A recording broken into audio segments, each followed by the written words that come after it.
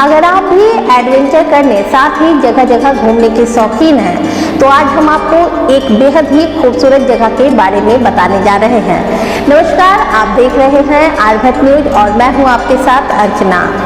भारत में कई खूबसूरत जगह घूमने के हैं और काफ़ी ही प्रकृति की गोद में ले जाने वाली जगहें हैं। कई बार हम उन जगहों के बारे में जानते हैं तो कई बार हमें उस जगह के बारे में बिल्कुल भी मालूम नहीं हो पाता है। प्रकृति की गोद में ले जाने वाला एक ऐसा ही जगह है दूधसागर झरना। इसके नाम से ही जैसा कि साफ हो जाता है दूधसागर यानी कि दूध का झरना। अब इसे आप किसी आम झरने की तरह बिल्कुल भी कल्पना ना करें, क्योंकि इसकी खूबसूरती ऐसी है जिसे देखकर आप भी आश्चर्यचकित रह जाएंगे। जानते हैं इसके बारे में। इस झरने की खूबसूरती और इसके आसपास की चीज़ों का आनंद लेने में जो मज़ा है वो तो है ही। अगर आप पहली बार यहाँ की यात्रा करेंगे तो आपको बता दें कि जिस तरह से रास्ते हैं यहाँ तक पहुँचने के लिए वो आपको दूधसागर झरने को देखने के और ज़्यादा उत्साहित कर देगी। ऐसा इसलिए क्योंकि इस झरना मोलेम नेशनल पार्क के अंदर स्थित है और इसके आसपास की जगह जहाँ से आप गुजरेंगे वो जंगल से घिरी हुई है और यही चीज़ पर्यटकों को काफ़ी आकर्षित करती है, साथ ही झरने को देखने के लिए उत्साहित भी करती है। इन सब के अलावा दूधसागर भारत का एकमात्र ऐसा झरना है जो 2 राज्यों की सीमा पर स्थित है। अब आप ये सोच रहे होंगे कि आखिर ये जगह है कहाँ, तो चलिए हम आपको बताते हैं। भारत के गोवा और कर्नाटक के सीमा तथा पणजी से 60 किलोमीटर की दूरी पर स्थित दूधसागर झरना 5 से 6 साल पहले इतना लोकप्रिय नहीं था जितना आज है। इसको लोकप्रिय बनाने के पीछे हम भारतीयों के फिल्मों के प्रति प्रेम है। आपको याद होगा दीपिका पादुकोण और शाहरुख खान की एक फिल्म आई थी चेन्नई एक्सप्रेस। उसने इस झरने को बड़ी खूबसूरती से दिखाया गया था, जिसके बाद से लोगों के मन में इस झरने को देखने की इच्छा पैदा हुई और यह जगह काफ़ी लोकप्रिय बन गया। दूधसागर झरने की खास बातें, यह झरना केवल भारत में ही नहीं बल्कि विश्व के भी सुंदर और लोकप्रिय झरनों में से एक है।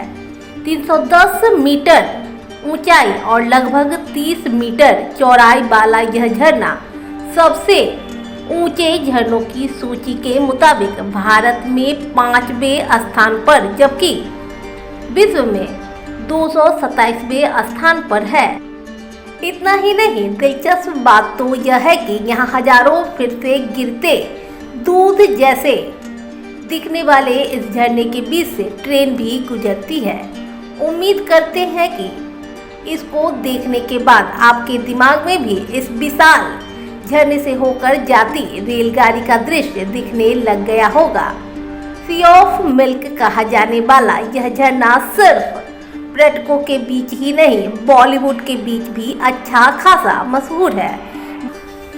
अब आप सोच रहे होंगे दूधसागर इसका नाम क्यों पड़ा। इसका नाम एक कहानी के अनुसार पश्चिमी घाटों के मध्य एक झील हुआ करती थी जहां एक राजकुमारी अपनी सखियों सहित स्नान करने प्रतिदिन आती थी। स्नान के बाद वह घड़े भर दूध का सेवन करती थी। एक दिन वह झील के जल में अटखेलियां कर रही थी, तभी वहां से जाते एक नव युवक की नजर राजकुमारी पर पड़ी और वह वहीं रुककर उन्हें निहारने लगा। अपनी लाज रखने हेतु राजकुमारी की सखियों ने दूध का घड़ा झील में उलेर दिया ताकि दूध की परत के पीछे वे स्वयं को छुपा सके। कहा जाता है कि तभी से इस झरने का दूधिया जल लगातार बह रहा है।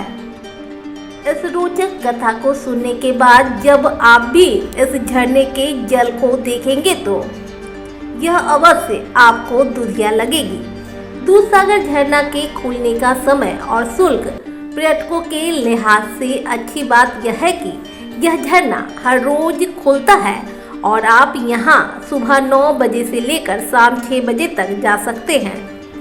कोलेम से यहां पहुंचने के लिए जीप सफारी की सुविधा है।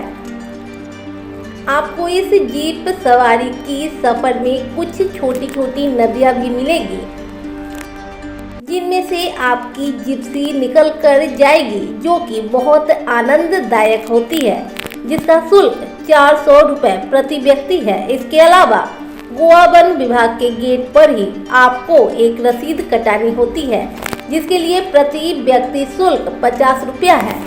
कोलेम नामक स्थान से जीप के माध्यम से आपके पर्यटक स्थल की दूरी लगभग 40 से 45 मिनट की है, लेकिन जीप से उतरने के बाद लगभग 20 मिनट का सफर आपको पैदल ही तय करना होता है।